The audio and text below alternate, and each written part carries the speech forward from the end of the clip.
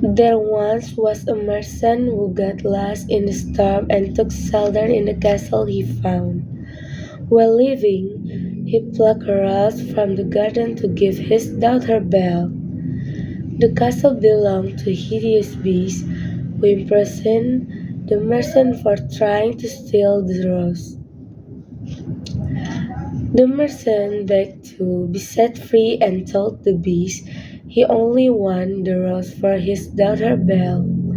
The beast let him go on the condition that his daughter would take his place and live in the castle.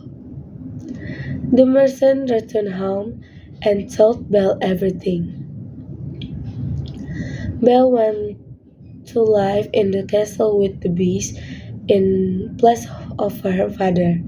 The beast fell in love with the beautiful Belle, who realized that the beast was very good natured and not vicious.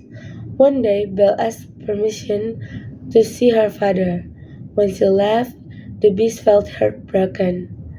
Belle returned to the castle to see that the beast was dying. She held the beast and cried, admitting that she loved him. All of a sudden, the beast turned into a handsome prince.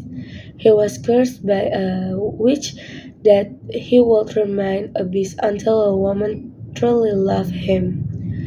Despite his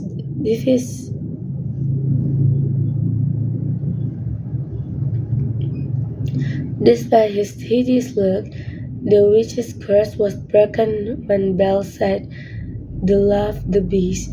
The prince and Belle got married and lived happily ever after.